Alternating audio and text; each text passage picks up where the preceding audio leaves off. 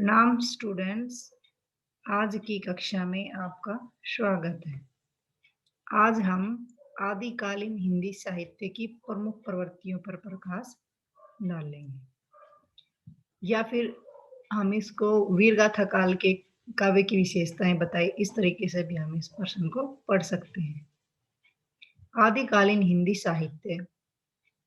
हिंदी साहित्य के इतिहास में संवत 1050 से 1375 यानी कि 325 वर्ष तक का जो साहित्य आदिकाल जो समय है उसको हम साहित्य आदिकाल के नाम से जानते हैं। इस कालखंड में विभिन्न कवियों, नाथों, सिद्धों ने अपने काव्य के हिंदी साहित्य की श्रीवृद्धि की है।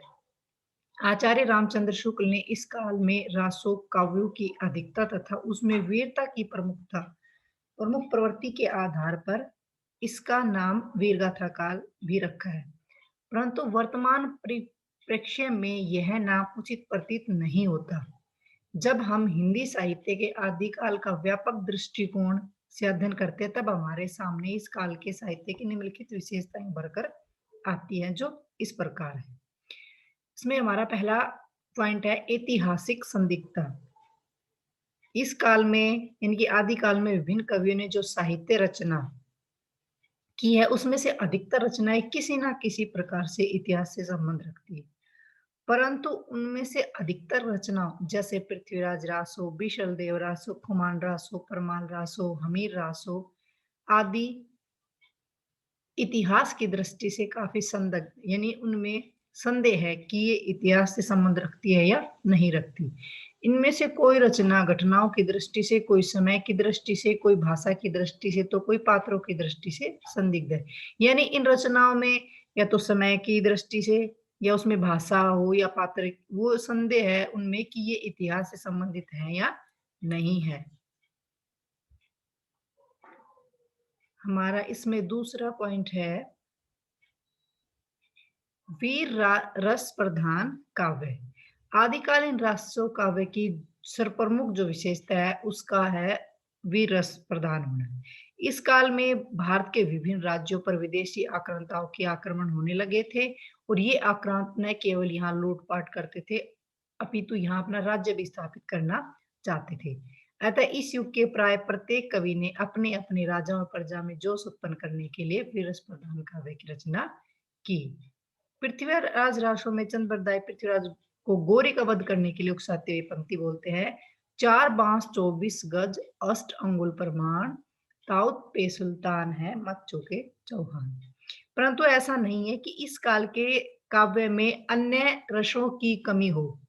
श्रृंगार रस भी इस काल का प्रमुख रस रहा है। संदेश राशक, बीशल देव रासो, पृथ्वीराज रासो आदि सभी में इनके दोनों पक्षों का व्यापक चित्रण हुआ है। इसके अलावा इस साहित्य में स्थान स्थान पर सभी नवरस यानी नौ रसों का प्रयोग हुआ है। इसका तीसरा पॉइंट है आश्रयदाताओं का यशोगान। इस काल का लगभग प्रत्येक कवि दरबारी कवि है, यानी दरबार में रहता था। राजा महाराजा होते थे उस समय कवियों को दरबार में रखते थे। अतः दरबार में राजा तथा सामंतों का ध्यान अपनी ओर आकर्षित करने के लिए उन्होंने अपने अपने राजा की युद्ध वीरता, धर्मवीरता, दानवीरता, कर्मवीरता तथा श्रृंगारिकता का अतिशोक्तिपूर्ण वर्णन किया है। कोई भी कवि इसका अपवाद नहीं, इनके सभी ने ऐसा किया है। इसका अगला पॉइंट है राष्ट्रीयता का अभाव। इस समय का जो साहित्य था उसमें राष्ट्रीयता का भी कमी देखी जा सकती है। हिंदी साहित्य का आदिकाल वह कालखंड है जिसमें संपूर्ण भारत विभिन्न देशी रियासतों में बटा हुआ था।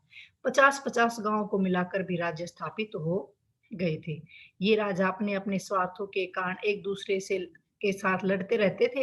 अतः इनके आश्रित कवियों ने अपने अपने राजा की प्रशंसा में काव्य की रचना कर जहां अपने कूप मंडूक होने का परिचय दिया, वहीं उन्होंने जयचंद जैसे राष्ट्रद्रोही राजा की भी प्रशंसा कर डाली। इन कवियों के लिए अपनी रियासती राष्ट्र, इनके लिए अखंड भारत की सत्ता का कोई महत्व नहीं था। अतः कहा जा सकता है कि इस काल के काव्य में राष्ट्रीयता का भी अभाव था। हमारा अगला पॉइंट है काव्य रूप, यानी कि कविता का उस समय किस तरह का रूप था। काव्य रूप से अभिप्राय काव्य के प्रबंधक या मुक्तक होने से, कि ये रचना प्रबंधक में है या मुक्तक। इस आधार पर इस युग की अधिकांश रचनाएं प्रबंध काव्य ही हैं। पृथ्वीराज रासो, कुमार रासो, बिशल देव रासो महाकाव्य है। संदेश राशक खंड काव्य है। हालांकि विद्यापति और अमीर खुसरो का काव्य मुक्तक रूप और गीति काव्य के रूप में भी हमारे सामने उपलब्ध है, परंतु इस युग में साहित्य केवल काव्य के रूप में ही मिलता है। गद्य साहित्य इस काल में नहीं मिलता। वस्तु वर्णन, हमारा अगला पॉइंट है वस्तु वर्णन। वस्तु वर्णन से अभिप्राय कथानक को सुरुचिपूर्ण यानी रुचिपूर्ण बनाने के लिए विभिन्न वस्तु व दृश्यों के वर्णन से होता है। इस काल का प्राय प्रत्येक कवि वस्तु वर्णन करने में दक्ष है। प्राय सभी कवियों ने अपने काव्य में नगर, वन, पर्वत, प्रकृति के विभिन्न रूप, युद्ध का मैदान, रण सज्जा, विवाह, नक्षिक वर्णन, जल, केली, आखेट आदि सभी का उत्कृष्ट वर्णन किया है। हमारा अगला पॉइंट है धार्मिक एवं लौकिक साहित्य। ऐसा नहीं है कि इस काल में केवल वीर रस का ही काव्य लिखा गया हो। इस काल में विभिन्न कवियों ने धार्मिक एवं लौकिक साहित्य भी प्रचुर मात्रा में लिखा है। जहाँ जैनों, सिद्धों और नाथों ने इस काल में विविध पौराणिक आख्यानों के आधार पर पद्मचर्य, भविष्यत्कथा, बाहुबली, रास जैसे धार्मिक साहित्य की रचना की, वहीं अब्दुल रहमान का संदेह राशक, विद्यापति की पदावली, अमीर खुसरो का काव्य लौकिक साहित्य की छठा बिखेरता है। हमारा अगला पॉइंट है भाषा। इस काल में हालांकि अपभ्रंश भाषा में भी साहित्य रचना की गई, परंतु इस काल के काव्य की भाषा मुख्यतः डिंगल एवं पिंगल थी। वीर रस के समय कवियों की भाषा डिंगल एवं श्रृंगार रस के समय पिंगल होती थी। इस काल में संस्कृत के तत्सम शब्दों के साथ तद्भव अरबी, फारसी, पंजाबी, ब्रज, मैथिली, अवधी भाषा के शब्दों का भी प्रयोग हुआ है। कवियों ने अपने काव्य के वीर रस प्रधान होने के कारण ओज गुण का अधिक प्रयोग किया है। इनके काव्य में अभिधा, लक्षणा तथा व्यंजना तीनों सब शक्तियों के दर्शन होते हैं। इनकी शैली मुख्यतः भावात्मक, चित्रात्मक तथा ओजस्वी शैली है। हमारा अगला पॉइंट है छंद कि आदिकालीन साहित्य में कवियों ने कौन कौन से छंदों का प्रयोग किया है। हिंदी साहित्य के इस काल में विभिन्न कवियों ने अपने साहित्य में मात्रिक और वाणिक दोनों प्रकार के छंदों का प्रयोग किया है, जैसे दोहा, तोटक, तोमार, वीर, कवित, कुड़लिया, रोला, उलाला, गाथा, गाहा, छप्पैये, पदरी आदि इनके प्रिय छंद रहे हैं। इनके छंद विधान के बारे में आचार्य हजारी प्रसाद द्विवेदी कहते हैं, वैसे तो तलवार की झनकार में तोटक, तोमर और पदरी पर उतर आते हैं, पर जमकर वे छप्पे और दोहों में लिखते हैं। रासों के छंद जब बदलते हैं तो श्रोता के चित्त में प्रसंगानुकूल नवीन कंपन उत्पन्न करते हैं।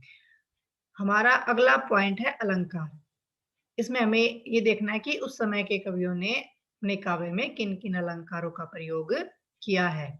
आदिकाल के सभी कवि अलंकार के प्रयोग में दक्ष हैं। प्राय सभी कवियों ने अपने काव्य में शब्दालंकार व अर्थालंकार दोनों तरह के अलंकारों का बहुत प्रयोग किया है, बहुत ही सहज एवं स्वाभाविक रूप में किया है। अनुप्रास, यमक, रूपक, उत्प्रेक्षा, उपमा, अतिशोक्ति, अत्युक्ति इनके प्रिय अलंकार हैं। इस प्रकार आदिकाल का समस्त साहित्य अपने आप में बेजोड़ है। यही वह काव्य है जो आगे चलकर हिंदी साहित्य के स्वर्ण युग की पृष्ठभूमि तैयार करता है। तो ये था हमारा आदिकालीन हिंदी साहित्य की प्रवृत्तियां।